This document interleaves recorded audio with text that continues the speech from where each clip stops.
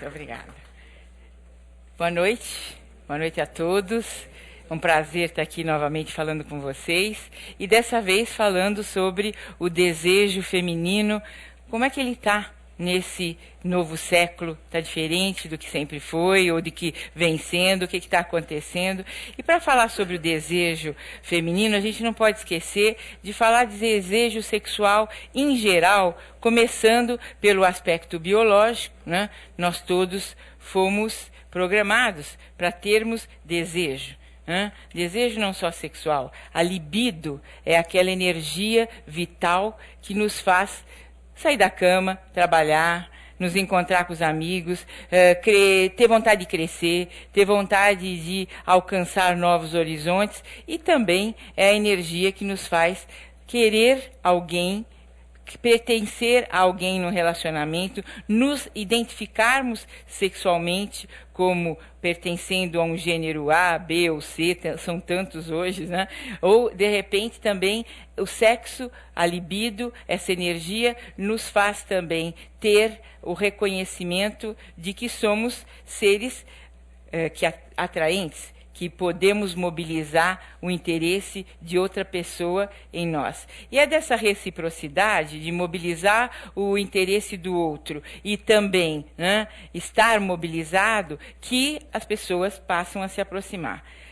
Alguns anos atrás, quando eu aprendi as fases da aproximação e do relacionamento, né, eu aprendi que elas eram assim colocadas. Primeiro, você tinha a atração.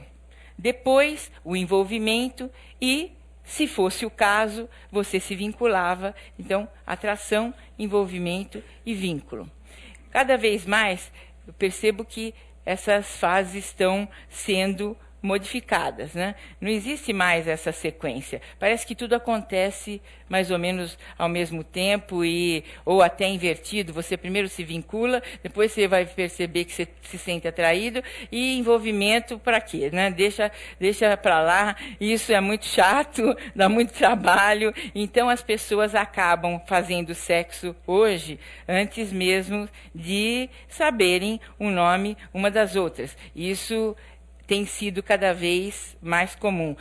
Por que será que isso acontece, né? O que está mudando a lei da natureza, a biologia? A biologia está mudando, eu vou comentar sobre isso, mas não é nem tanto. O que vem mudando mesmo é a forma de inserção das pessoas no mundo, e as atividades que nós realizamos no dia a dia são muito mais numerosas, e os nossos interesses também são muito mais numerosos. Nós cada vez mais queremos coisas as mais diferentes e todas ao mesmo tempo. Queremos coisas, ou seja, temos desejo, né, por uma série de coisas. E esse desejo é o mesmo que a libido que dirigimos a alguém. E, por vezes, até preferimos, né, ter o desejo por algo do que por alguém. De novo, porque o tempo é curto e porque enamorar-se, envolver-se, às vezes dá muito trabalho e muita frustração. Então, muita gente hoje prefere se enamorar da sua carreira, prefere se envolver com, né, o seu sonho. Esse sonho, por exemplo, pode ser conhecer o mundo inteiro, pode ser escalar uma montanha mais alta, pode ser, de repente, se dedicar a uma profissão e ser especial naquilo que está fazendo. E muita gente troca, sim, o exercício da sexualidade por esses outros aspectos, essas outras preferências. Não quer dizer que essa pessoa não tenha libido. Quer dizer que ela dirigiu a sua libido a outras atividades, né, que a gente chama, né, de substitutivas, mas, na verdade, elas são alternativas para onde vai ser colocado o desejo, a libido. Então, quando alguém não tem desejo, é porque não tem por nada, né? Quem está deprimido é aquela pessoa cujo desejo está bastante comprometido, né? Podemos dizer que é o exemplo dos mais citados de alguém que não deseja, de alguém que não se mobiliza para coisa alguma, inclusive não se mobiliza para o sexo. Mas tem muita gente que não faz sexo, não se interessa pelo assunto, e nós sabemos que os índices brasileiros de mulheres que não estão preocupadas com isso é da ordem de 7 a 8%. Nunca pensam e não sentem falta, por isso não sofrem, e também nunca buscariam um especialista para saber o que está acontecendo, porque não está acontecendo nada. Mas será que essa pessoa é gélida? Ela não tem libido? Não, a libido dela está dirigida para outra preferência. E 2,5% dos homens, portanto, 1/3 do número de mulheres que não está interessada em sexo, também 2,5% deles não estão. Os demais brasileiros me contaram que gostam sim da coisa e que estão interessados sim, que quando não conseguem fazer do jeito como gostam, sofrem. Sofrem e vão buscar alguma alternativa para resolver esse problema. A alternativa mais fácil, né, é uma alternativa medicamentosa. Eu tomo um remedinho e aí eu passo a fazer um sexo de melhor qualidade. E aí nós caímos naquele ponto. Remedinhos para os homens cada vez estão surgindo mais eficientes, mais mais competentes, mais eficazes e mais seguros, enquanto que para as mulheres não existe um remedinho até o momento que possa resolver essa problemática, que faça com que a mulher venha a querer fazer sexo quando ela não se sente suficiente motivada para e sofre por isso. Então, é importante essa ideia de que, para nós que trabalhamos com essa atividade humana, né, a sexualidade, e quando alguém nos procura, sem dúvida, no bojo dessa busca está um sofrimento por uma sensação de incompetência. Não que só quem nos procure, ou só quem se sinta incompetente não faça sexo. Tem muita gente que não faz, como eu mostrei, né? 7 a 8% das mulheres e 2,5% dos homens, e que não está preocupado com o assunto. Tudo bem, essas pessoas têm todo o direito de assim ser e não serem molestadas pelos aficionados, melhor colocando, pela vida sexual. E preferência, né? Preferência, eu falei um pouquinho já com vocês, vou falar hoje de novo. A preferência sexual considerada nos dias de hoje, né? Uma preferência natural, seria você fazer o sexo com alguém que seja adulto, humano e vivo, tá? E cuja finalidade seja prazer e ou procriação. Tudo o que foge deste contexto é considerado um sexo não natural e que mereceria uma abordagem, né? Mereceria minimamente que um especialista se debruçasse sobre essa questão e entendesse o que está se passando e pudesse ajudar essa pessoa, desde que ela procurasse também. Porque muita gente, né, vive aprisionada num sexo que não é desta ordem e que ele nem sabe que poderia se beneficiar ou nem quer mudar a sua preferência. Então, é importante a gente saber que, às vezes, o sexo que a pessoa conseguiria fazer não é este natural. Então, ela não faz nenhum para não incidir num que não seja visto socialmente, que não seja aceito socialmente como um sexo natural. Então, às vezes, o simples fato de alguém estar diante da gente dizendo eu não tenho desejo, pode ser muito mais sério, como eu acabo de tentar explicar para vocês, do que apenas uma falta de desejo pura e simples, ou da canalização do desejo para uma outra atividade que não seja a sexual. Mas vamos ficar, por hora, com aquela falta de desejo mais tranquila, mais simples de se lidar, que é uma energia sexual comprometida. Por quê? Porque falta testosterona, como eu disse, o hormônio da motivação sexual de homens e mulheres.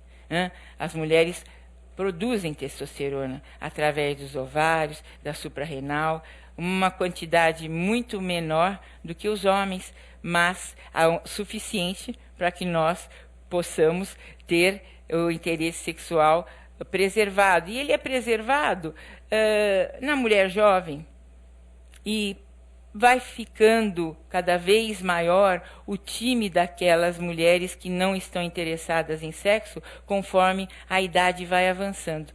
Para vocês terem ideia em termos de números, uma jovem que não está desejosa de sexo nos dias de hoje não passa dos 5 a 6% da população jovem no Brasil. Quando nós pensamos em senhoras na faixa dos 60 anos ou mais, aí a atividade sexual é algo que faz parte da vida da metade delas. A outra metade não faz sexo, ou porque não tem desejo, e cerca de 20% delas já não tem mesmo, ou porque as outras fases do ciclo, como excitação e orgasmo, estando comprometidas, não animam que elas comecem a fazer o sexo, que não vai ter um bom resultado na medida que elas não lubrificam, portanto a excitação está comprometida, ou na medida em que o parceiro é muito rápido e aí eu não chego ao orgasmo, ou então o meu parceiro tem problemas de ereção e aí eu não consigo me sentir à vontade para pedir que ele continue me estimulando de alguma outra forma que eu chego lá. Então ele também fica muito constrangido e eu me dou por vencida e evito a próxima relação, porque vai ser constrangedora para ambos. Então, o desejo feminino, né, é muito influenciável, como eu acabo de começar a explicar para vocês, pelos fatores externos, até pelo desempenho do parceiro, mas também pela idade. Mas também por uma outra questão que cada vez se torna mais usual na vida das mulheres, a preferência por outras atividades que ela possa realizar, e se realizar através dessas atividades, sem a necessidade de se compatibilizar com o parceiro. Não é a realização sexual, mas é uma realização profissional, uma realização em outras atividades. Tanto é verdade isso que, se a gente observar, nas últimas décadas, as mulheres vêm iniciando a sua vida sexual cada vez mais cedo. Hoje, a idade de iniciação sexual no Brasil é por volta dos 15 anos, mais ou menos 2. O que significa isso? Entre 13 e 17 anos, no Brasil, meninos e meninas iniciam a sua vida sexual. E, por outro lado, estamos tendo casamentos cada vez mais protelados, no Brasil e em todo o mundo. Então, se casa hoje por volta dos 28, 30, 32 anos. Então, se formos pensar, a vida sexual com multiplicidade de parceiros acaba sendo algo que ocorre, pelo menos durante uma média de 15 anos, na vida das pessoas. E esta é uma situação que um dia vai acabar, quando a relação se tornar estável e a escolha do parceiro tiver sido feita. Então, imagine como está muito mais complicado, para as novas gerações ter esse procedimento. Agora, nós estamos ligados um ao outro, formamos um casal e passaremos a ter uma vida sexual entre nós. E aqueles 15 anos de múltiplos relacionamentos sucessivos ou até simultâneos terão que ficar no passado. Muitas vezes o desejo se ressente desta mudança brusca de comportamento sexual. Dá para entender, eu vivia uma liberdade sexual, uma multiplicidade, e de repente eu vou viver só com você todo dia, né? E isso vai se tornando repetitivo, e eu que queria tanto ter um parceiro exclusivo, ainda tem mais essa, a confusão entre fixo e exclusivo, né? Que é uma coisa que a gente precisa esclarecer. Parceiro fixo não é parceiro exclusivo, né? E aí cai naquela outra questão das doenças sexualmente transmissíveis, que as mulheres são presas fáceis, porque, mas só faço sexo com ele. Sim. E daí, né? Eu não sei se ele só faz com você. Não, mas será que ele tem energia para mais sexo ainda do que o que nós fazemos? Pode ser que sim, né? Pode ser que a frequência sexual que interesse para você não seja a que interessa para ele. Ele precisa mais, sei lá. Ou você precisa mais, né? Mas, e quando você precisa mais, o que você faz? Você se masturba? Não, isso é muito... Como assim, né? Então, aí tem um outro dado. As mulheres que nunca se masturbaram no Brasil são algo em torno de 1/3. Agora, vocês têm ideia quantos homens no Brasil nunca se masturbaram? Tem. Não é 0, mas é algo em torno de 3%. Então, existe, né, nesse país, como no resto do mundo todo, algo como 10 vezes mais mulheres que nunca se tocaram do que homens. Então, o desejo depende também de você estar muito à vontade com o seu corpo. Além de você ter testosterona, você está muito à vontade com o seu corpo. E será que as mulheres estão à vontade com o seu corpo no nosso século? Ou será que elas têm que, né, estar impecáveis para poderem sentir que hoje dá para fazer sexo? Como impecáveis? Impecável começa, né, de como o cabelo está se apresentando e termina no dedão do pé, né? Se a unha do dedão lascou, e complicou o ato sexual daquele dia, né? Porque eu já vou para o ato pensando que eu não estou tão bem quanto eu precisaria estar. Eu exagerei, mas é um pouco por aí. Imagine se, né, uma mulher vai ter desejo, se ela não tiver depilada no dia que o cara que ela escolheu na vida, né, para fazer sexo, que enfim resolveu, poxa, hoje que ele foi resolver, por que ele não resolveu há 15 dias atrás que eu tinha acabado de fazer a depilação? E, né, então, tem toda essa questão de precisar de todo um aparato, né, que mobiliza o desejo ou que inibe o desejo. Então, nós já falamos da testosterona. Aí nós falamos também dessa necessidade da mulher se sentir bem com seu corpo e dela sentir que ela está bem apresentável, né? E mais essa outra questão dela se ajustar a uma mudança de paradigma. Sexo com variação de parceiro versus sexo com o mesmo parceiro. A par tudo isso, né, vamos comentar sobre a mulher do século XXI, que cada vez mais a genética vem mostrando que nós temos sim uma programação, nós nascemos com um código genético, estamos programados para uma série de como vamos nos manifestar, como vamos ser, como vamos nos conduzir. Claro que o ambiente influencia também. E será que o ambiente influencia a genética? Sem dúvida, né? Então, hoje o conceito da epigenética vem cada vez ganhando mais credibilidade e conhecimento. O que é epigenética? Epi significa acima de, né? Então, acima da genética existe esta condição que, de alguma forma, modifica a manifestação que aquele gene teria. Então, você viveu um trauma ao longo da sua vida, uma experiência negativa.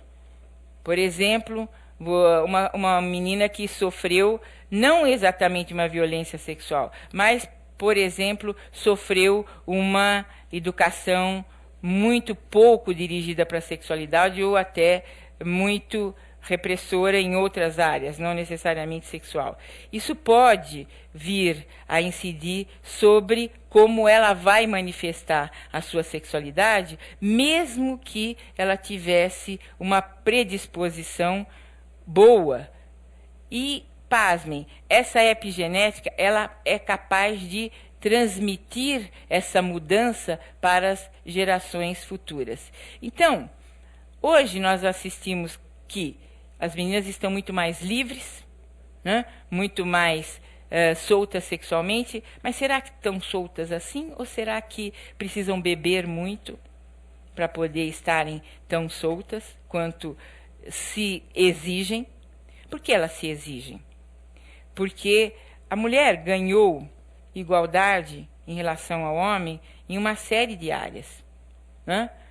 As mulheres hoje trabalham, as mulheres hoje têm vida social, hoje programam sua vida, são donas da sua condição maternal. Quantos filhos eu quero ter, né? Quando que eu posso casar que não interfira com outros aspectos da minha vida? Eu vou colocando tudo dentro de uma programação e, na medida do possível, vou seguindo. E aí, de repente, eu não consigo fazer o sexo na mesma medida que o garoto da minha idade consegue. Eu quero fazer.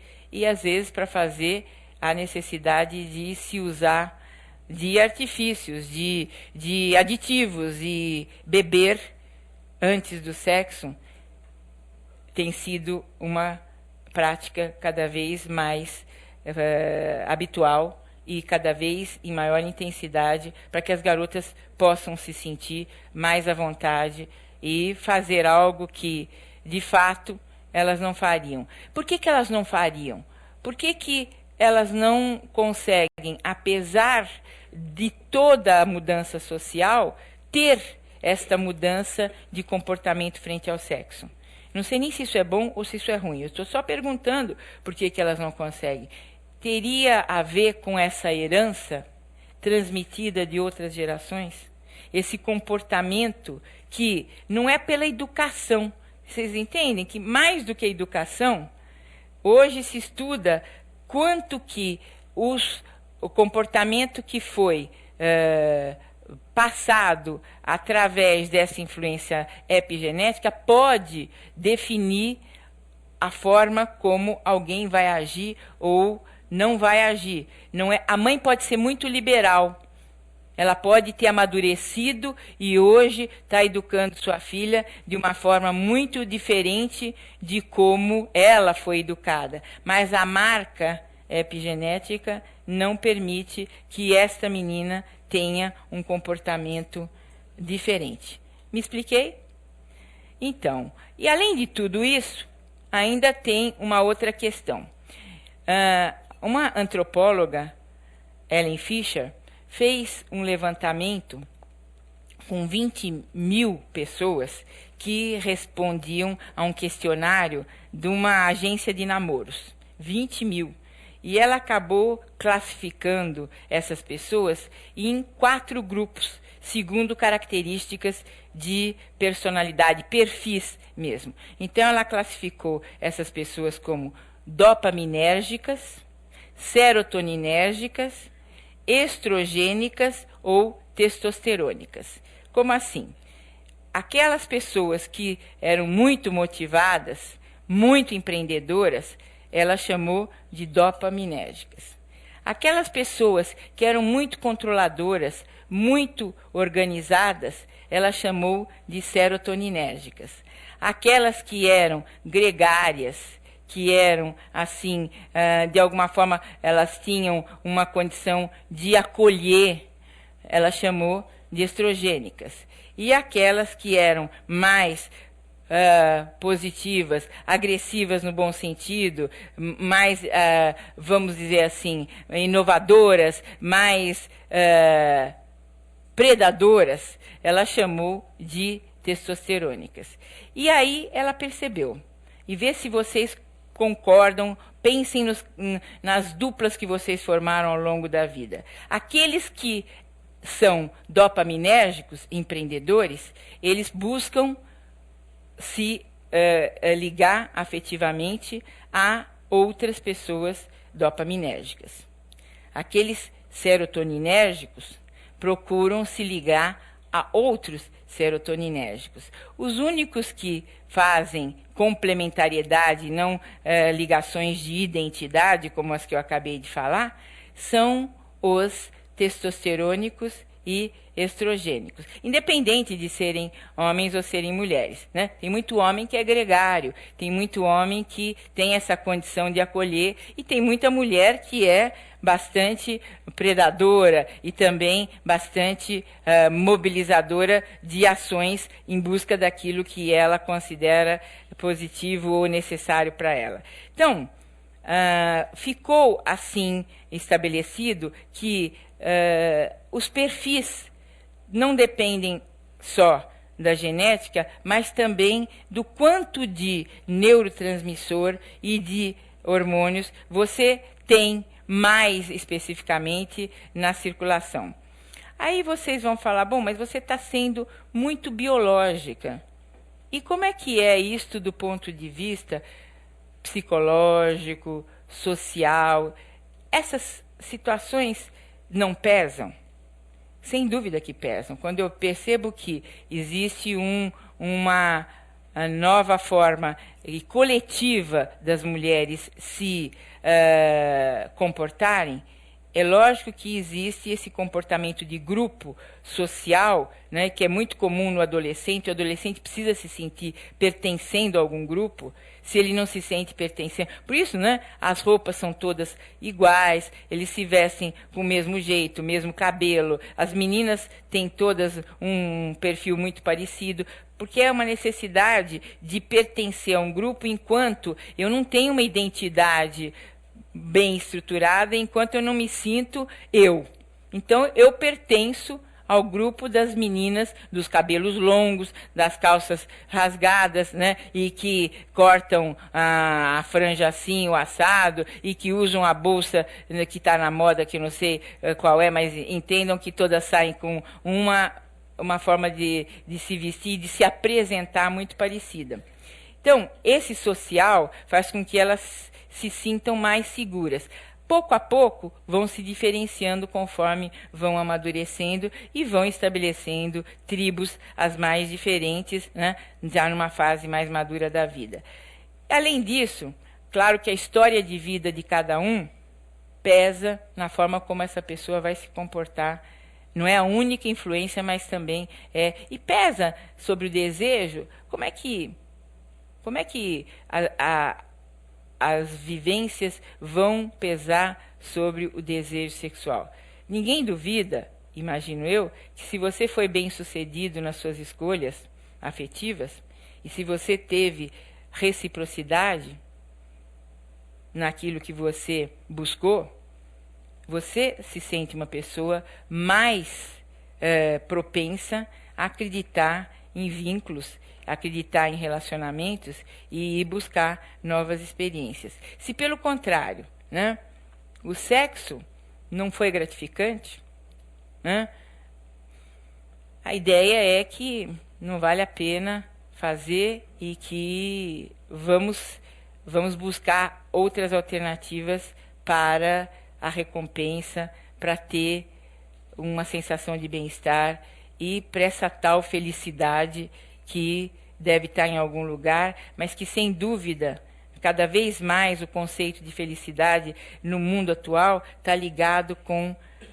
satisfação, com, né, realização de um desejo. Seja ele um desejo sexual, seja ele de comprar algo que você nem imaginaria que um dia você tivesse condição de adquirir. Quando você consegue adquirir, né? Eu fiz aquela pesquisa sobre o que é qualidade de vida para o homem e para a mulher, né? E a mulher colocou o sexo em 8º lugar como elemento de qualidade de vida. O que eu queria assinalar hoje sobre isso? Eu queria assinalar que hobby ficou na frente de atividade sexual, né? Então, a mulher tem necessidade de fazer as suas ações com ela mesma, não é nem compartilhar tanto com as amigas, mas um momento dela de realização pessoal, né? Que ela vai, por exemplo, ao shopping. Vamos entender uma mulher olhando vitrine, como é assim, você olha, você vê o prazer, né? Quase que orgástico, quando ela se depara com aquela bolsa que ela estava procurando e que achou naquela loja e do jeito que ela queria.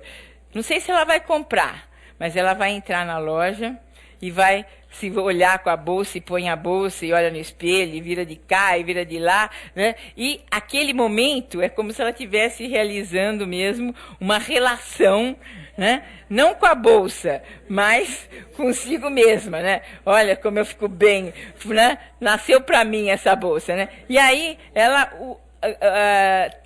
ela possui aquele objeto por um tempo e depois ou ela compra, e também se comprar vai valer por pouco tempo. Depois ela já vai querer a outra que acabou de sair, é muito melhor que essa, que burrada que eu fiz, porque eu não esperei um pouco, mas também vou comprar, né? Ou não vou comprar, vou até a loja para me sentir como é que eu fico, né? Com aquele meu objeto do desejo, né? Então, é um pouco um fetiche? Né? É um pouco um fetiche, mas assim, quando ela chega em casa, e ela comprou a bolsa. E gastou o que não podia. Que a bolsa é cara, não é qualquer bolsa, né? E aí, o parceiro chega e olha. E ela fala, o que você está vendo de diferente em mim? E ele fala, ai meu Deus. Deixa eu pensar. Bom, cortou o cabelo. Não, mais 2 chances. Então, tá de vestido novo? Não. Ah, a bolsa! Ela fica feliz da vida, né? Apesar de ter sido a 3ª chance, não foi a primeira nem assim, mas ela se sente super realizada. E o que você achou? Se ele falar, olha, ficou ótimo em você. Olha, tudo bem, vou te dar ela de presente de, sei lá, de aniversário que vai ser a semana que vem ou ano que vem, tudo bem, aquele dia ela vai fazer sexo com vontade. Aquele dia ela vai querer fazer sexo com ele, né? Por quê? Porque ele compartilhou, ele foi companheiro, né? Ele compreendeu, né? Uma necessidade, a natureza dela, e ele esteve ali do lado. Por outro lado, vamos imaginar aquele outro que chega e ela fala assim, o que você está vendo de diferente em mim? Eu não estou vendo nada diferente, continua a mesma chata de sempre, que eu estou lendo aqui o jornal e você não para de falar na minha cabeça. Bom, aí ele quer, né, no momento seguinte, algumas horas depois, ter aquele sexo maravilhoso e que não vai acontecer mesmo. E além disso, tem outra. Até pode acontecer o sexo, mas não vai ser aquilo que ele estava imaginando, né? E tem outra. Eu não sei se eu já contei para vocês, mas eu vou contar. A testosterona nos homens, ela está no pico às 8 horas da manhã. Depois, ela tem um ciclo circadiano. Durante o dia, ela abaixa e sobe pela manhã. Durante o dia, ele vai gastando, de manhã está lá em cima. E aí, vamos pensar. A maioria dos casais faz sexo que hora? À noite, né? E alguns, né, a grande maioria, depois de um tempo de união estável, com um dia fixo na semana, né? Então, hoje vai ter, né? Hoje é o dia, né? Então, para evitar de ter qualquer, né, engano, já sabe o dia, já sabe a hora, vai ser depois que acabar, né, a novela, né, na quarta-feira, ou alguns preferem o domingo, né, e vamos lá. São os dias que mais se faz sexo no país. Mas então, vamos imaginar que você não está sabendo que ele chegou na quarta-feira com a testosterona lá embaixo, né? Já usou toda para quê? Para o trabalho, para bater papo com os amigos, para botar a vida dele em dia, e aí ele vai fazer o sexo. E aí aquele sexo, né, que é possível com a testosterona baixa. Vai ser aquele sexo da manhã, que tá, né, todo turbinado, e aí é a hora que eu acho que você deve dar um jeito de fazer ele ficar em casa mais alguns minutos e conseguir pegá-lo naquela hora, com toda a testosterona possível e ainda com, né, a ereção de mijo, que fica até mais emocionante. E o mau hálito você deixa para lá, perdoa na hora que ele acorda e, de repente, o que vai acontecer? Aquele dia começa bem para os dois. E esse dia começando bem para os dois tende a melhorar. Eu estou contando isso para mostrar para vocês um outro aspecto. Como que a rotina, como que os hábitos do dia a dia, como que a vida como nós estruturamos, não está de acordo com o desejo sexual feminino. Não ajuda, não facilita, não é próprio para, né? E não é culpa de ninguém, é que a vida se estruturou dessa forma. Então a mulher também vai deixar o sexo para ser feito à noite, quando ela também, né, não tem ritmo circadiano, mas ela também está cansada, ela também já se desgastou com todos os afazeres e o sexo vai ficar bem menos interessante. Mais uma questão. Quando você namorava, né, o que você fazia? Você se preparava para o encontro amoroso / sexual, né? Então, todo mundo, né, se arrumava, ficava bonito, tomava banho, né? Ficava assim, perfumado e morrendo de saudade, ia se encontrar e sabia que tinha que, aquela hora era tudo de bom e vamos dar o melhor de nós aqui para termos um encontro feliz. Quando você passa a viver junto, é natural mesmo que você não vai ficar se preocupando com detalhes, como se preparar para o ato sexual. Vai ser na hora que um trombar com o outro e daí conseguir, né, executar. E aí, claro que é de outra qualidade. Então, não precisa muito entender muito de gente para imaginar que nós próprios desconstruímos a nossa sexualidade e continuamos exigindo dela a mesma qualidade que ela tinha quando a gente se dedicava muito mais. E, claro, quando a gente era mais jovem, tinha menos preocupação na cabeça, tinha menos outras questões que podiam nos compensar de alguma forma. Não vou fazer sexo, mas vou fazer alguma outra coisa que vai me dar prazer e sozinha e que vai ser mais fácil de eu alcançar, porque eu não terei que compartilhar o meu momento com o momento de alguém. Mas eu estou contando para vocês, e vou relembrar, que hormônios, neurotransmissores, herança, né, genética, epigenética e, além de hábitos de vida, influências sociais. Falando em influências sociais, vocês acham que numa época de manifestação como a atual, manifestação em grande escala, todo mundo mobilizado por uma causa, vai dar mais ou menos vontade de fazer sexo? O que será que vai acontecer? Mais vontade? Mais? Mobiliza mais? Mais vontade? Não?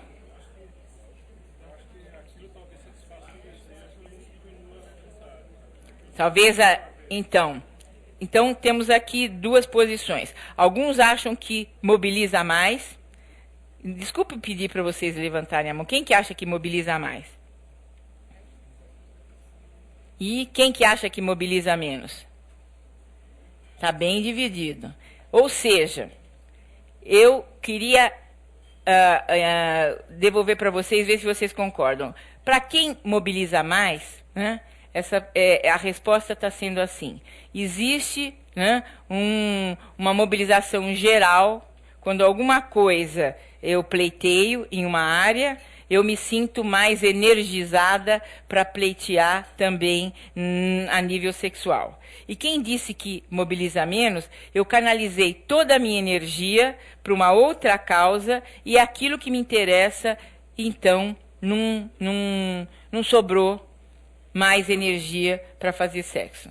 E é verdade, algumas pessoas vão ficar mais mobilizadas e algumas pessoas vão ficar menos mobilizadas. Nós não somos todos iguais. Então, vocês avaliaram de acordo com o que vocês percebem à sua volta. E é real, né? Então, é engano a gente imaginar que alguém que esteja altamente envolvido com o seu trabalho seja um excelente parceiro sexual. Mas também é engano imaginar que porque está altamente envolvido com o seu trabalho, não seja um bom parceiro sexual, né? Então, o que a gente sabe de sexo é aquilo que a gente imagina, né? Na intimidade é que vão acontecer coisas talvez muito diferentes daquelas que parecem, às vezes. Quem aqui, né, já não comeu ou não comeu gato por lebre, né? Quem aqui já não imaginou que estava diante de um parceiro ou uma parceira que ia ser um arraso, e aí, a quatro paredes, falou, meu Deus, que é isso aqui, né? Quer dizer, teve a maior decepção, porque, né, a promessa não se realizou, né? E aquilo tudo que talvez eu tenha projetado. Não necessariamente a pessoa tenha me enganado, né?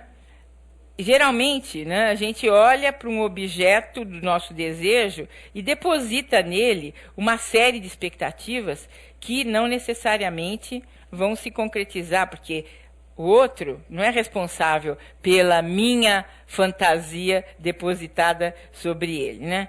Aquela máxima de Saint-Exupéry, você é responsável por todo aquele que cativa.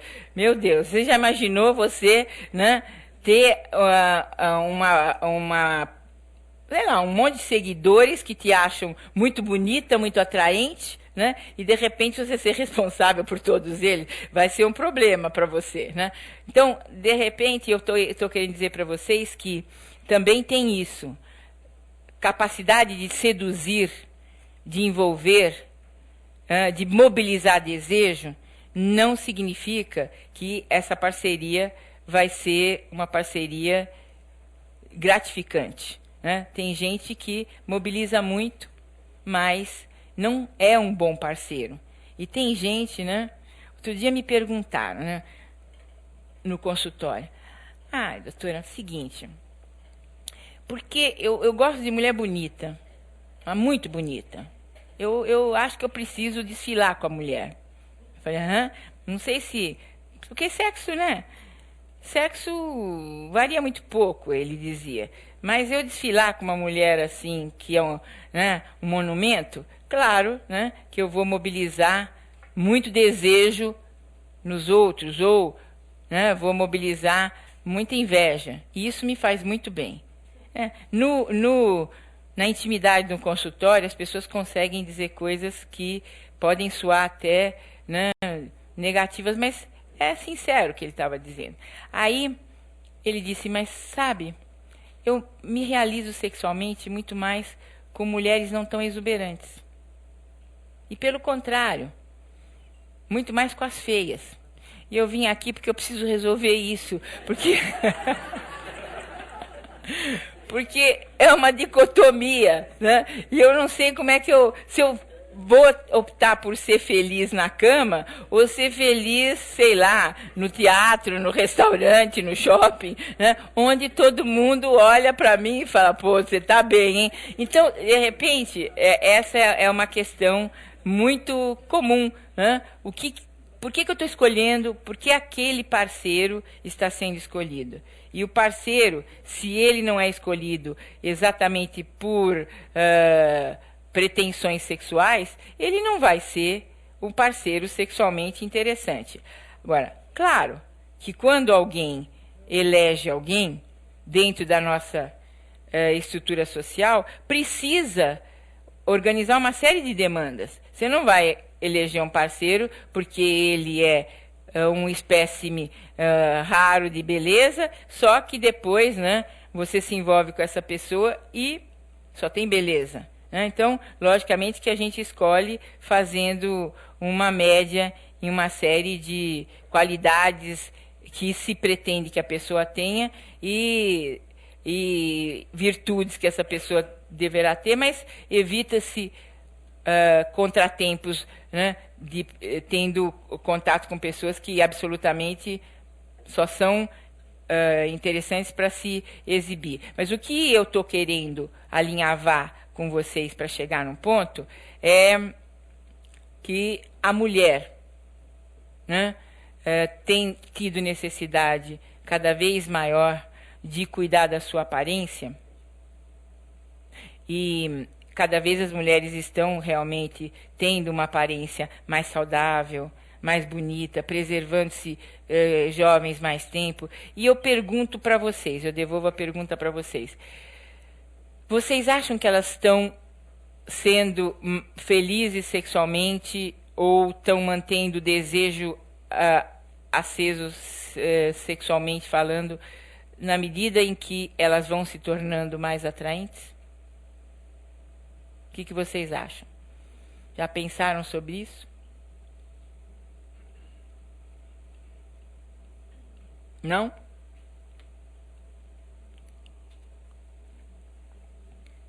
Acho que uma mulher atraente, ela consegue resolver a primeira etapa, né, do relacionamento.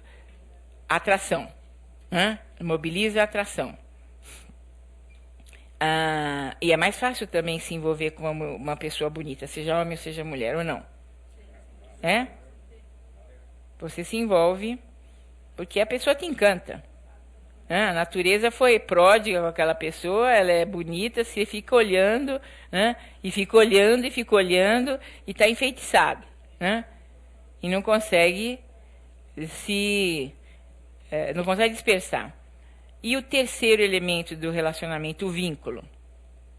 O vínculo a beleza ajuda alguém a se vincular a alguém? Não? Por um certo tempo. Então, o envolvimento seria, para vocês, atração e envolvimento, sim, e vínculo, não. Ninguém se vincula a alguém porque alguém é bonito. Mas o que acaba acontecendo nesse meio do caminho? Vamos pensar na evolução do relacionamento. Enquanto você está atraído e vai se envolvendo, geralmente você está apaixonado. Né? E à medida que você vai convivendo, a paixão vai mudando e você vai entrando num outro tipo de sentimento, que pode ser amor ou pode ser o fim de qualquer sentimento. Pode ser a negação de um sentimento. Então, a pessoa bonita, ela pode começar a te agradar, não porque ela é bonita e porque ela te atrai, mas porque ela tem outros elementos que te fazem ficar ligado a ela. Não é porque ela é bonita que ela não vai poder ser alguém que te mobilize vínculo. Agora, quando você deixa de estar apaixonado, e olha, quando eu falo que alguém é bonito, para o apaixonado, não precisa ser necessariamente bonito. Para ele né? Eu já tive, né, pessoas que me descreveram, você precisa conhecer o meu marido, a minha mulher. Ele é lindo, ou ela é maravilhosa. E eu fiquei curiosa. Ela é a cara da Carolina Ferraz, né? Ou ela tem, nossa, se botar ele perto do Brad Pitt, você não sabe quem é quem. E aí você pega e fica curioso, quero conhecer. Aí você, quando chega diante da pessoa, eu só tenho como dizer, você está apaixonado por ela, né? Ou você está apaixonada por ele. Então, por isso que eu estou querendo dizer para vocês, claro, isso vocês já viram acontecer, né, na vida de vocês. Alguém que está tão envolvido, tão extasiado, que não está enxergando a realidade como ela é. Mas o bom da vida, né, é quando você consegue passar para o amor. Apesar de não ser o Brad Pitt, né? E de repente você entra, você se decepciona, tudo, né? Tem a decepção, porque a gente repete na vida um processo que durante a infância aconteceu conosco. Num primeiro momento, o momento da paixão, você é tão especial que você é o único no mundo tão feliz, né? Tão contemplado, né? Tão agraciado, que tem aquela pessoa maravilhosa do seu lado. É como uma criança. A criança, nos primeiros meses de vida, ela é o próprio universo. Então, ela é plena, porque ela se considera, né, dada a sua imaturidade, o mundo. O mundo é ela. Quando ela começa a evoluir, vai amadurecendo o sistema nervoso e todos os outros sistemas, ela começa a se dar conta de que não é bem assim, de que ela não é o mundo.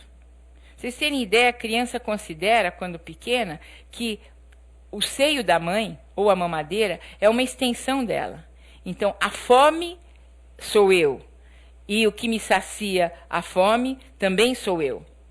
Então, o ser apaixonado, ele é tão poderoso quanto essa criança de alguns meses de vida. E ele vai viver essa evolução pela qual nós vamos viver muitas vezes, essa evolução que o bebê passa de se considerar da onipotência para uma outra fase, que é uma fase em que ele passa a depressão. Mas uma depressão não doente. A depressão que é da percepção de que aquela realidade não existe. Ela foi modificada e hoje eu sei que eu faço parte, que eu pertenço a um mundo no qual eu sou um elemento, eu não sou o mundo. Então, assim nós vamos passar várias vezes por muitas coisas, até não no aspecto só afetivo. Quando eu escolho uma profissão, ela é tudo, ela é sensacional, aí eu faço aquele vestibular exaustivo, me acabo, entro na faculdade, aí começa o curso. Eu me pergunto, mas o que eu estou fazendo aqui? Né? Se ele não, acho que eu errei de carreira. Às vezes errou mesmo, né? Mas às vezes está entrando na fase depressiva, que é passar daquela suprema idealização para uma vivência real. O desejo feminino é muito assim também. A mulher, no primeiro momento, ela imagina, nossa, nunca vou conseguir me desligar desse cara, né? Eu quero ele o tempo todo, ele é super importante, eu preciso, né, dessa pessoa, eu quero estar com ela. E se ele também quer, aí a coisa entra em níveis inimagináveis de realização. Mas, pouco a pouco, ela vai entrando numa outra fase, que não é passional, que é o amor, no qual o desejo é de realizar coisas juntos, é de construir ao lado de, é de participar da vida de, é de estar compartilhando várias outras situações, ou não, ou da paixão vai para o vazio, porque aquela pessoa serviu para mim, para eu me sentir viva, para eu oxigenar todos os meus órgãos e para eu viver uma coisa maravilhosa, mas que não se sustentou, né? Então, voltando para o desejo feminino, que tem tantas vertentes e que pode ser entendido de tantas formas, hoje em dia, esse desejo está sendo, de alguma forma, objeto de tentativa de medicalização. Então, só para vocês terem uma ideia, existem medicamentos que liberam maior quantidade de dopamina e que são os eleitos para que as mulheres que queixam de desejo e que vão buscar uma solução rápida e eficiente acabam até, já leram na internet, já procuraram, já se informaram e vêm trazendo essa possibilidade de usar um medicamento que as torne mais dopaminérgicas, mais motivadas.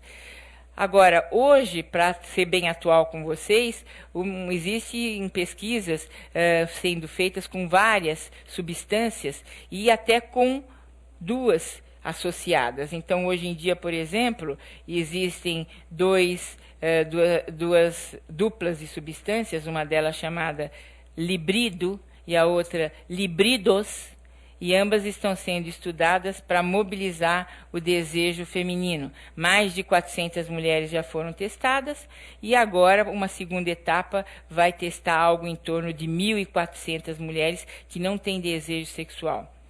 Um deles, então, associa o inibidor da PDE5, que é uma substância base para os medicamentos que causam ereção nos homens, e associa esse medicamento com testosterona.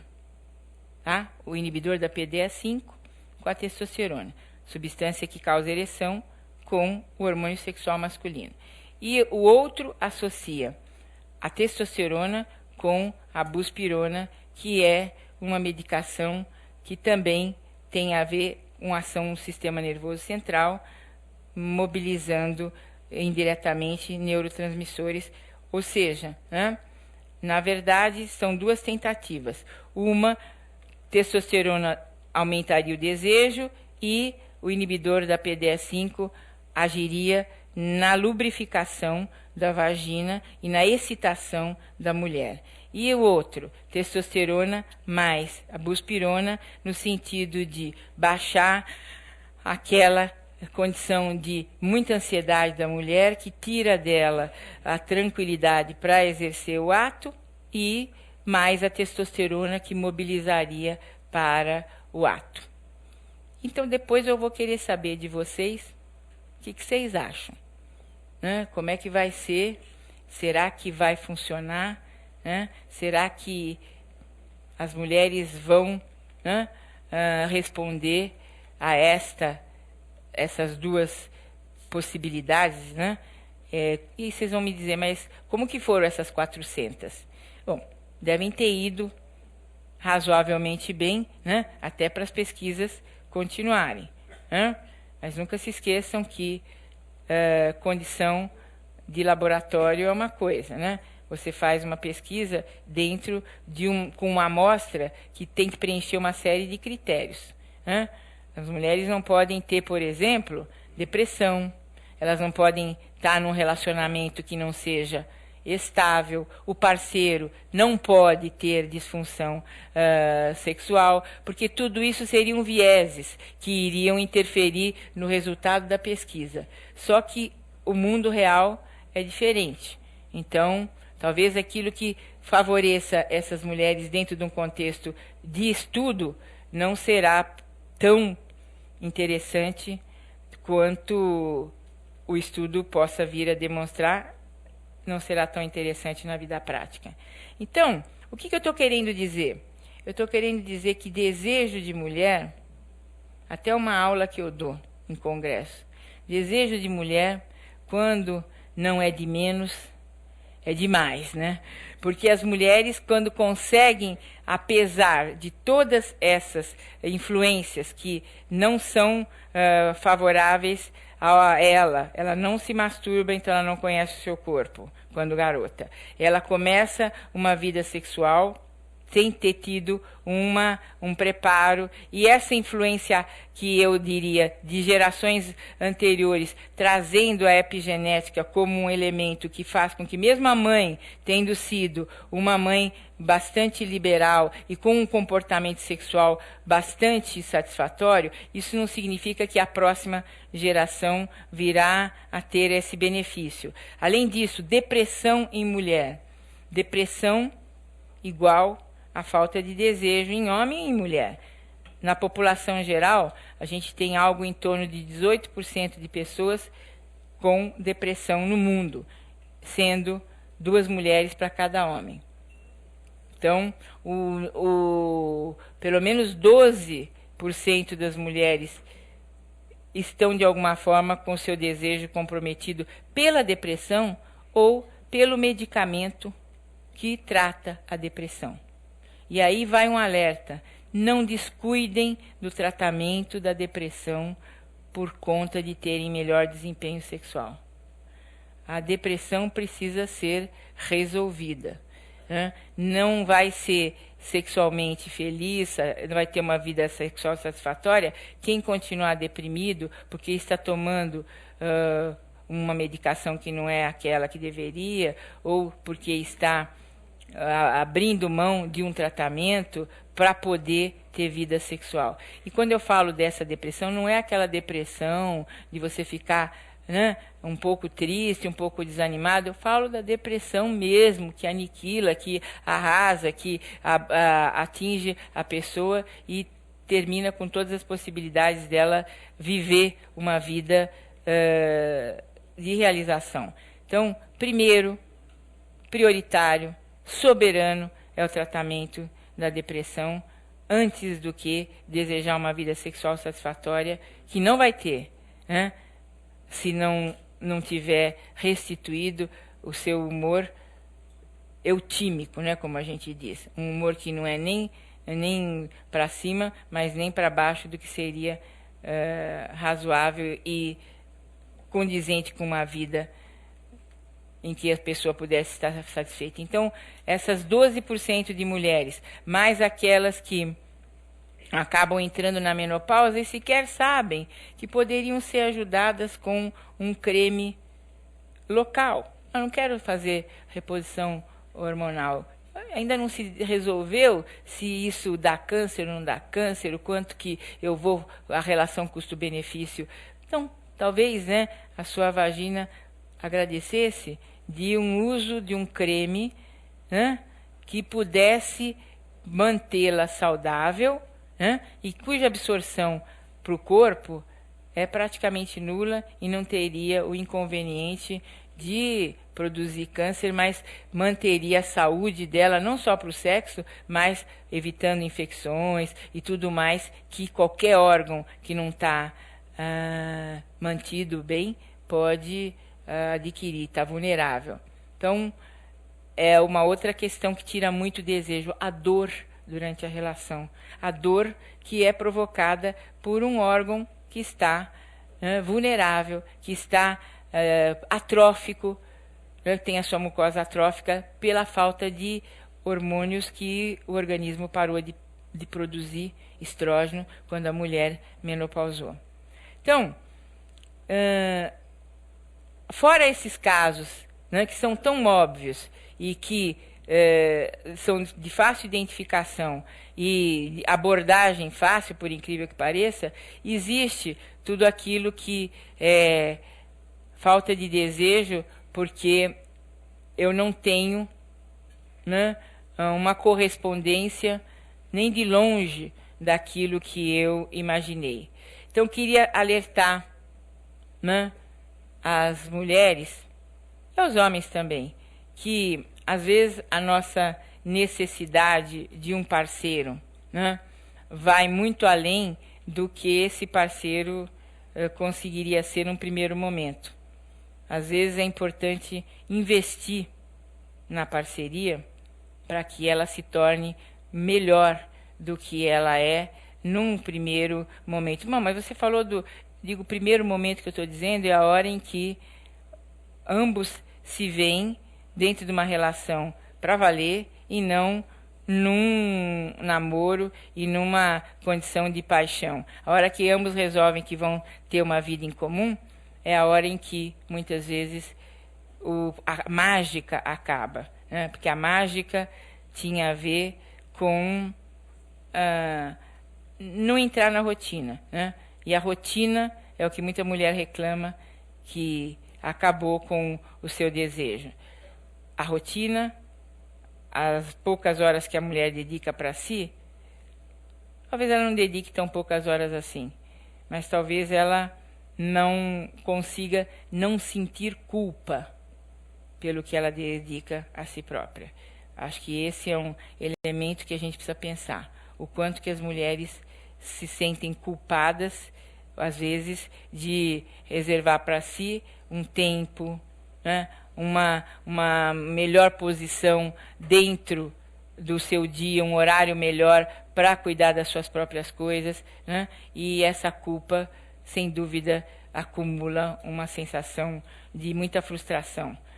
Faço tudo o que gostaria, mas com uma culpa, né, que tira todo o prazer daquilo que eu estou fazendo. Eu queria parar de falar um pouquinho e queria ouvir vocês. Pois não? Obrigado, Carmita. Obrigada. Vamos passar agora para as perguntas, né, da plateia. Carmita é uma pesquisadora, adora os dados estatísticos, mas seguramente nós não vamos perguntar, né, quem gosta de pessoas, como ela disse, adulta, viva ou humana, né, nada disso. Então, perguntem vocês, levantem a mão, aguardem algum segundo que a câmera chegue até vocês e procurem ser objetivos de maneira tal que a maioria das pessoas possa realmente participar. Obrigado. Boa noite. Boa noite. Orestes, meu nome. Tem duas perguntas bem rápidas. No seu trabalho, pesquisa nacional, qual a percentagem de mulheres que não têm orgasmo?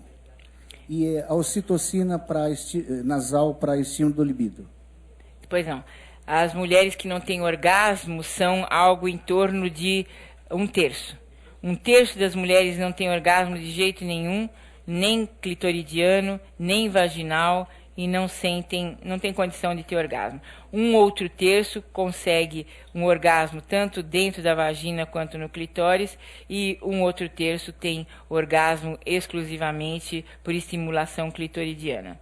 A ocitocina como eu disse, é uma substância que facilita, favorece a aproximação, o vínculo, né? É uma substância que vem sendo utilizada como spray no sentido de liberar a vontade de estar próximo, de se unir a alguém e, consequentemente, esse contato, né, para a mulher é muito importante. Pode mobilizar o desejo a partir da aproximação, a partir do favorecimento desse contato dela com o seu parceiro ou com a sua parceira, caso ela seja homossexual.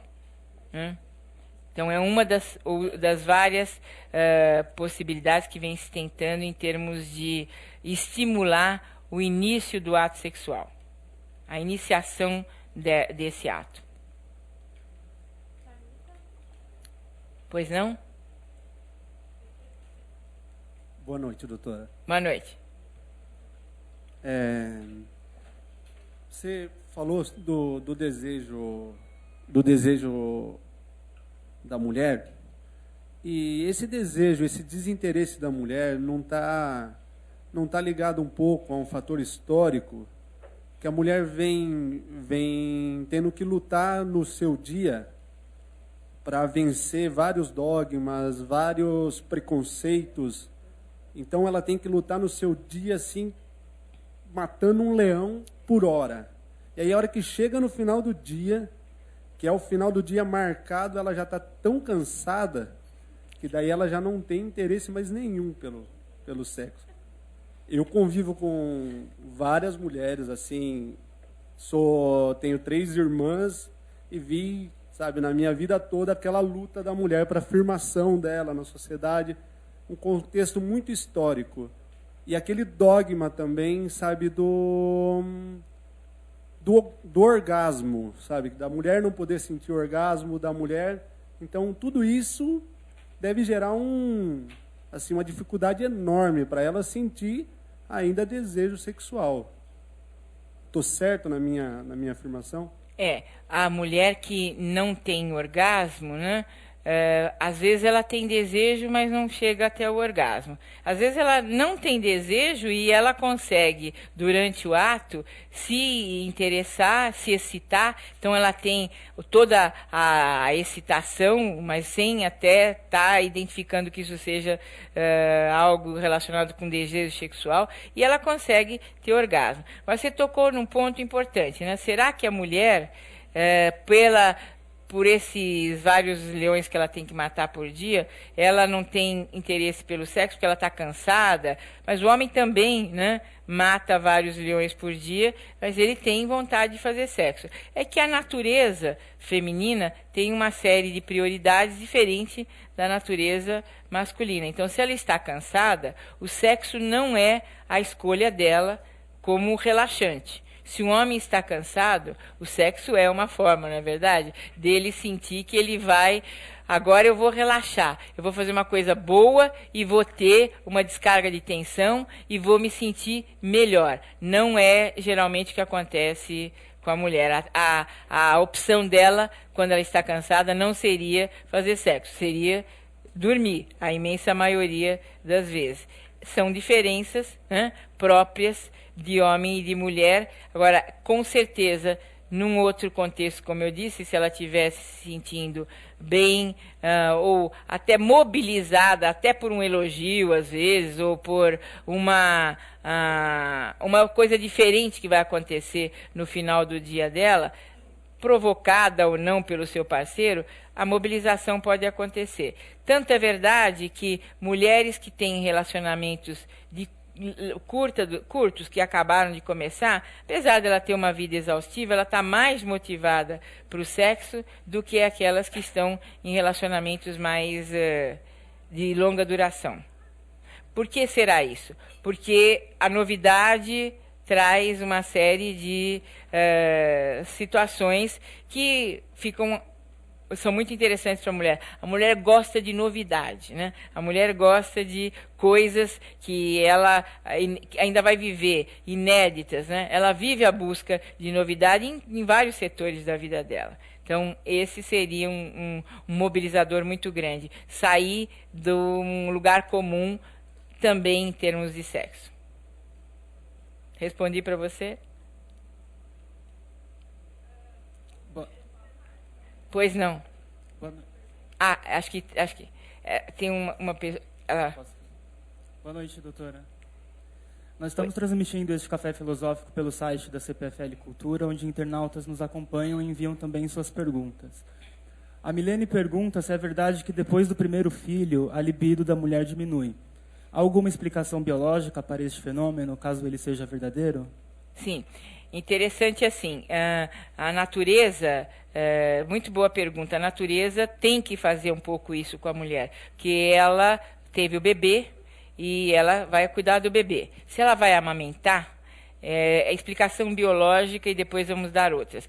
Ela vai amamentar, então, na amamentação, os níveis de prolactina, que é uma substância que favorece a produção de leite, aumentam. E a prolactina faz com que ela produza menos aquela tal dopamina.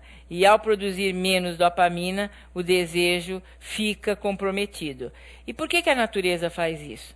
Para que ela tenha mais interesse em cuidar do bebê do que viver uma vida sexual. É uma forma de garantir a preservação da espécie. Depois, o bebê também, outras explicações, demanda tempo, cuidado, a mulher dorme pouco, cansaço, né? E aí ela passa a investir mais libido, energia, né, libidinal, naquela situação, naquele papel novo dela, a maternidade. E com isso, dividir com o parceiro, às vezes fica ele menos favorecido do que a prole que ela começou a constituir. E muitas não voltam a ter a mesma vida sexual, nem de longe daquela que elas tiveram antes da maternidade. É realmente um pouco a natureza, um pouco o cansaço e muito também, às vezes, por conta da mudança da estrutura familiar, e o parceiro também se ressente dessa mudança e se sente, às vezes, colocado de lado, e ele tem mais dificuldade de solicitar, porque ele acha que não é justo solicitar sua parceira que está tão ocupada. E quando esse período todo termina, por vezes eles já se afastaram e fica muito mais difícil a intimidade. Parece que tinha uma... Pois não. Boa noite. Boa noite. A pergunta é a seguinte: uma vez eu li numa revista, não lembro, que sexo é afrodisíaco, ele deixa as pessoas rejuvenescidas, né? E eu li uma coisa que eu achei interessante, que a produção de testosterona no homem, pelo menos é de 18 a 28 anos, é o pico da testosterona. Não sei se também a mesma proporção na mulher. Mas se você fizer sexo com a idade bem avançada, passando dos 50, 60 anos, e tiver maior frequência nessa condição de sexo, você passa a ter a produção de hormônios que você tinha quando tinha 30. Ou seja, o sexo, e quanto mais sexo, é uma situação de rejuvenescimento. Isso é verdadeiro ou é falso? Então, vamos lá.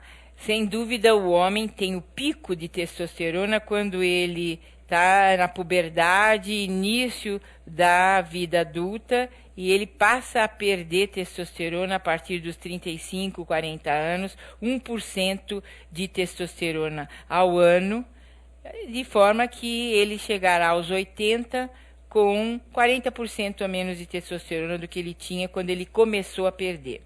Alguns homens, né, têm maior perda por questões de saúde, e esses homens que são considerados como que entraram na andropausa, que andropausa não existe, o homem não para de produzir testosterona, ele produz a vida toda. Mas é chamada andropausa aquela situação na qual, produzindo menos, ele passa a ter menos desejo, pode ter falta de ereção, e a musculatura fica atrófica, os ossos quebradiços, ele tem a sudorese, como se fosse, né, aquela situação da mulher, aqueles fogachos, aquelas ondas de calor, tudo isso pode acontecer a uma porcentagem de cerca de 10, 15% de homens na população geral. Agora, a sua pergunta, fazendo sexo, a testosterona aumenta? Uma coisa muito interessante que hoje a gente sabe é que existe sim, né, a frequência sexual mobiliza a liberação dos hormônios sexuais. Porém, o que hoje se estuda é que a frequência de atividade sexual não precisa ser alta, mas desde que constante, nas pessoas de mais idade, ajuda a preservar o cérebro do envelhecimento. Então, é verdade, aprendizado, a cognição, né, a memorização é muito melhor em indivíduos idosos que se mantiveram fazendo sexo, porque substâncias neurotróficas são lançadas na circulação em maior intensidade, preservando a saúde cerebral. Estudos que começaram a ser desenvolvidos a partir de 2003, 2004, vêm mostrando essa situação. Como também vem mostrando que casais que se mantiveram interessados, não necessariamente apaixonados, mas se mantiveram vivendo uma vida a dois satisfatória, né? Pode trocar de casal, mas desde que sempre essa parceria tenha sido satisfatória, acabam tendo menos chance de demenciarem na idade mais avançada do que aqueles que não foram tão felizes sexualmente. Eu acho incrível, né, essas pesquisas, incrível não, acho maravilhosas essas pesquisas no sentido de mostrar, não é bem o sexo, é tudo o que te faz bem na vida, desde que você seja feliz naquilo que você está fazendo, você está mandando, né, mensagens positivas para o seu cérebro e ele acaba produzindo substâncias que não são tóxicas, né?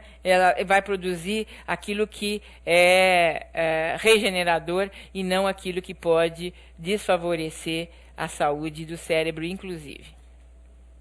Obrigada pela pergunta. Me deu a oportunidade de contar essas novas pesquisas. Pois não. Pronto. Olá, boa noite. Boa noite. Uma curiosidade metodológica aqui. No assunto como o sexo, a sinceridade ela é muito confiável. Porque a gente conhece perfeitamente o quanto as pessoas sistematicamente mentem a respeito de frequência sexual, de capacidade sexual, por motivos dos mais diversos, preconceitos, fantasias. Como é que se separa o joio do trigo numa pesquisa séria? Pois não. Como que se faz isso? Então, nós fizemos o seguinte, as nossas pesquisas são sempre com questionários anônimos, autorresponsivos, e não são assim, o que quer dizer isso? O questionário não vai ser assinado, isso é explicado para a pessoa. Elas são abordadas em parques, praças, praias, ruas em geral, né? Porque são pesquisas populacionais, não são pacientes, mas é a população em geral, que a gente tem pesquisado para trazer esses números de quanto tem falta de orgasmo, quantos têm dificuldade de ereção. E essas pessoas recebem o questionário e elas têm a seguinte instrução: não assine, responda. Nesse ambiente isolado, a gente tem sempre um local apropriado onde ela vai responder sozinha. Se são casais que vêm, nós pedimos para cada um responda em separado e depois deposita a pesquisa numa urna. Para ainda garantir a fidedignidade da resposta, algumas perguntas são cruzadas, algumas perguntas são feitas 2 ou 3 vezes de forma diferente para que nós possamos depois comparar as respostas e retirar da avaliação aqueles questionários que dão respostas díspares, né? E que acabam não sendo, não podendo ser validados. E o número milhares é o que nos fez também ter mais chance de estar mais próximo da realidade, porque quanto maior a amostra, mais se dilui, né, os equívocos ou, inclusive, respostas que não sejam sinceras. Agora, você me perguntar se eu acredito que os dados que a gente avaliou são absolutamente fidedignos, acredito que eles têm um bom grau de fidedignidade. E também me baseio que os números que nós encontramos aqui são muito semelhantes aos números de outros questionários, outros estudos populacionais de outros países, que além de dar um aval às nossas pesquisas, tem o seguinte também: nos mostra que, independente do nível cultural, né, da qualidade de vida, dos fatores, né, que influenciam a sexualidade num país ou no outro, as dificuldades elas são, na soma geral, no cômputo geral, muito parecidas. Por exemplo, se um país tem menos educação, e isso prejudica a atividade sexual, o outro tem comida demais, e isso prejudica a atividade sexual. Então, no final, dá um balanço e os números acabam sendo bastante semelhantes. Por quê? Porque a má educação, né, dá chance a mitos, preconceitos, e a comida demais causa doenças que acabam levando a perdas de competência sexual do ponto de vista da saúde física. Pois não? Boa noite, Boa noite. Lucimária. Você falou que é uma busca muito grande por novidade. E eu percebo que hoje o comportamento social tem mudado muito e os jovens têm buscado muito uma bissexualidade. Sinto que vão em busca de um afeto que não pode ser vivido nesse vínculo com a parte hétero, digamos assim. Então, não há um medo de se vincular, mas há uma busca, né, de um vínculo, de um afeto pela bissexualidade. Eu queria que você comentasse um pouquinho. Então, eu não sei se está aumentando, né? Eu acredito que está mais, vamos dizer, é possível hoje de você ter mais percepção sobre o tema na medida em que ele vem deixando de ser um tabu como foi em outras épocas. Ainda é, né? Mas hoje em dia as pessoas estão se manifestando quando são homossexuais com menos reserva do que ocorreu em outras épocas, e aí hoje nós estamos tendo mais notícias sobre isso. Agora, já nos idos de 1950, né, foi feita uma pesquisa americana e Alfred Kinsey, quem desenvolveu essa pesquisa, e ele acabou levantando dados muito interessantes que são válidos nos dias de hoje. Ele acabou percebendo que entre a pessoa absolutamente homossexual e a pessoa absolutamente heterossexual existia uma gama de pessoas que tinham comportamentos intermediários, que ao longo da vida tinham feito relações com frequência A, B ou C, pouco frequente, relações com pessoas do mesmo sexo, um pouco mais frequentes ou bastante frequentes. Então, ele encontrou no meio dessas duas categorias absolutas, mais 4, ele dividiu ele nesse número, ou seja, não existe uma única forma de ser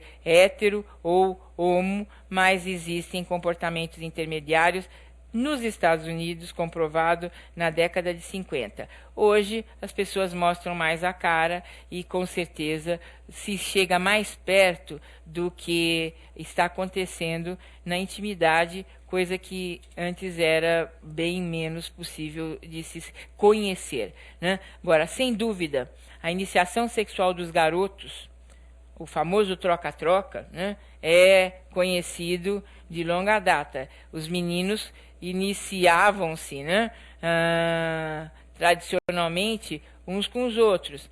E as meninas não se iniciavam, porque elas se preservavam sexualmente para o casamento. Esta forma de iniciar com alguém do mesmo sexo que você começa a acontecer com as garotas também, né? É imitação? É falta de inspiração, né? É falta de uma possibilidade de iniciar com um parceiro homem?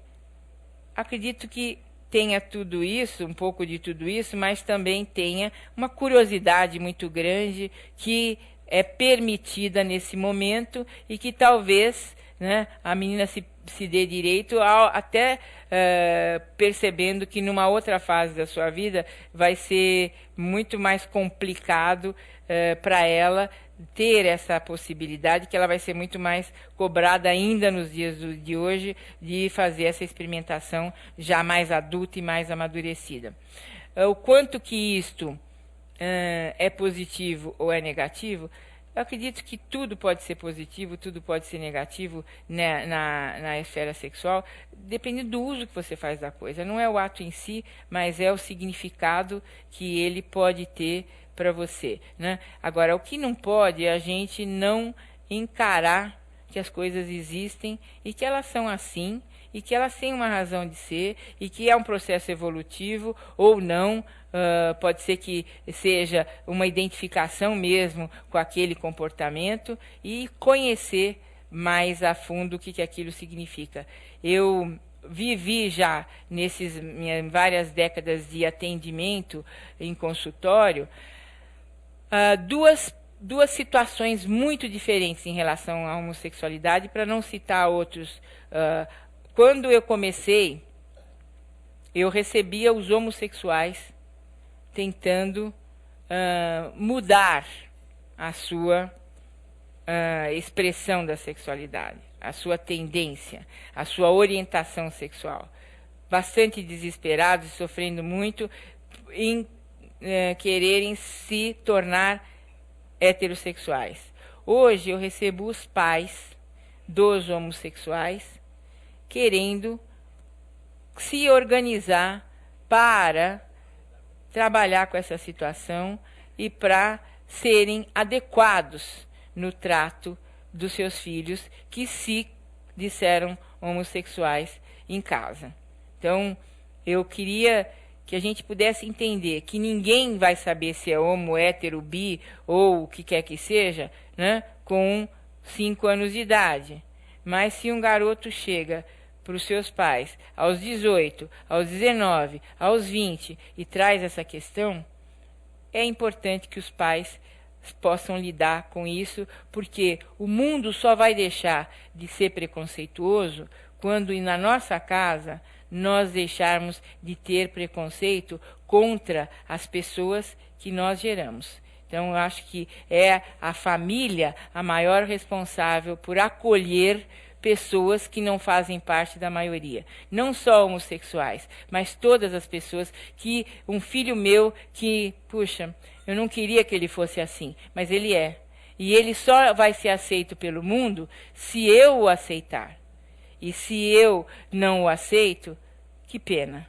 Ele poderia ser mais feliz se tivesse uma família que o acolhesse melhor e que respeitasse a sua forma de ser, que não é opção.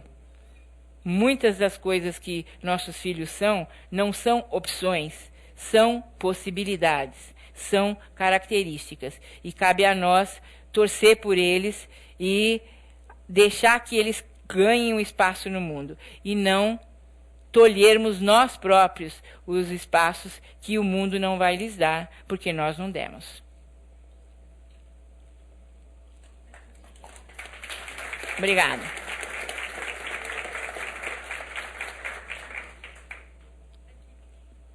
Pois não.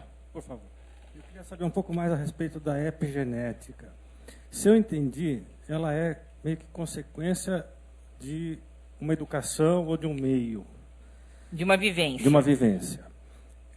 Pelo que também acredito, quer dizer, nas últimas décadas, a educação vem sendo, nesse aspecto, cada vez menos repressora, mais liberal, talvez. Então, eu imagino que esteja existindo uma mudança epigenética favorável. E uma coisa deve puxar a outra. Então, a tendência é, cada vez mais, existir uma certa libertação, inclusive nesse aspecto biológico, vamos pensar assim. Isso vai fazer com que o comportamento entre feminino e masculino se aproximem. Eu diria para você assim, que é uma tendência, mas que na sexualidade, de repente, acontece um fato que muda tudo. Vamos pensar. A sífilis tornou a sexualidade que estava vivendo uma abertura muito grande algo muito mais reprimido. Aí veio a penicilina e resolveu esse problema e a sexualidade de novo se abriu. Aí veio a pílula e a sexualidade se abriu ainda mais, né? De repente chegou a AIDS e modificou o panorama, mas já não conseguiu modificar na mesma medida que a sífilis.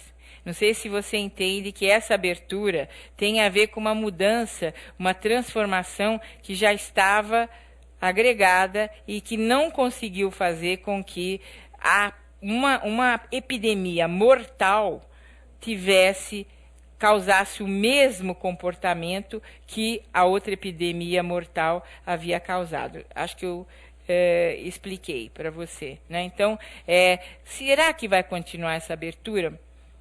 Tantas coisas podem acontecer, traumas bastante pesados podem estar agindo no sentido contrário. Então, é a soma de tudo o que estiver acontecendo que vai dar um resultado, que pode ser tanto para esse lado como para aquele. Mas o que a gente hoje não pode esquecer é que o determinismo genético, né, ele tem um peso, sim, mas que ele não é tão absoluto. Ele pode sofrer influências da epigenética.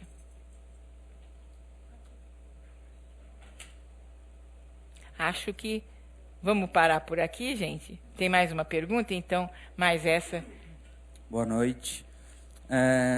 Eu fiquei com assim, uma dúvida. Queria saber se vocês têm algumas pesquisas relacionando a sexualidade e a terceira idade, porque é um problema, na verdade, alguma questão que eu me deparo muito. Eu atendo, sou psicólogo, eu atendo, e tem muitas demandas da terceira idade, principalmente por parte das mulheres, enfim, de exercício do desejo e da sexualidade na terceira idade, e assim, isso é muito frequente. Eu queria saber se vocês têm pesquisas relacionadas a isso. É muito comum e frequente também críticas no sentido de não ser atendido o desejo, não ser atendida a sexualidade feminina na terceira idade. Então, A terceira idade vai ser daqui a pouco, né, o meio da vida, vai ter a quarta, a quinta, a sexta idade, né? Com certeza vamos viver, a estimativa é que vivamos 100 anos em 2050 como uma forma bastante comum de média não digo, de estimativa de vida, né? Isso não sou eu que digo, são as pesquisas. Então, o que fazer com as pessoas que estarão idosas, né, e menopausadas, especialmente as mulheres, a partir dos 50 anos, se elas chegarão aos 100? Elas vão ficar 50 anos sem sexo, se quiserem fazer, porque menopausou. Então, eu acho que, antes de mais nada, a saúde é fundamental para que ela possa fazer sexo, né? Uma pessoa que tem algum problema de ordem física vai ter menos chance. Então, se ela tiver alterações hormonais, diabetes, se ela tiver hipertensa, deprimida, ou se ela tiver uma cardiopatia, tudo isso vai limitar, mesmo que ela goste muito de sexo. Então, é importante que ela, ao longo da vida, tenha se preservado, tenha se cuidado. Mas se ela não se cuidou, assim mesmo ela pode fazer o sexo na medida do possível. Acho que a gente precisa, de novo, né, estar autorizando. Você, como psicólogo, é uma autoridade. A hora que você fala para uma paciente sua que ela pode fazer sexo, que isso está no direito dela, se ela assim o desejar, ela muda a postura. Porque, às vezes, ela tem um alto preconceito que ela já não está mais na idade e que seria feio ela ainda estar procurando ou se interessando por isso, né? Agora, a sua pergunta é como é que como que as pesquisas mostram? As pesquisas mostram que os homens acima de 60 anos permanecem ativos sexualmente em 85% dos casos e que mulheres não mais do que a metade continua ativa. Agora, se você me perguntar quantas delas permanecem ativas, desses 50%, querendo estar ativa, metade ainda tem interesse pessoal em sexo. A outra metade me diz que faz porque ela ama o seu parceiro e ele precisa e ela se dispõe a fazer por ele e não mais por ela. A natureza muda a disposição da mulher ao longo da vida, além de todas essas outras coisas que nós discutimos aqui hoje. Pois não. Obrigado, Muito Carmita, obrigada. né, por ter ajudado a gente a desmontar esses mitos sobre o desejo sexual feminino. E na próxima sexta-feira, lembro a todos vocês, nós terminaremos esse módulo sobre sexualidade e teremos João Afife Abdo, né, que é médico urologista, discutindo o que é sexualidade masculina normal. Esperamos vocês, portanto, e lembramos que nesse sábado nós teremos música erudita com o tema Delírios do Jazz, com músicos Marco Pedroso no saxofone e Lídia Bazarian no piano. Obrigado a todos vocês e gostaríamos de concluir com um aplauso para Carmita. Muito obrigada.